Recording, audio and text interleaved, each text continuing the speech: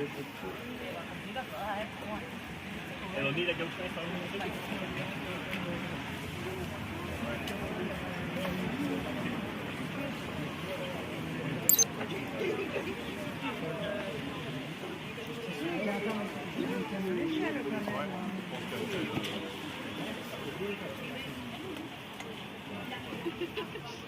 Aurpegi zuriketarako erabiliko dute Euskararen nazioarteko eguna, eta guk Euskararentzat justizia aldarrikatu dugu.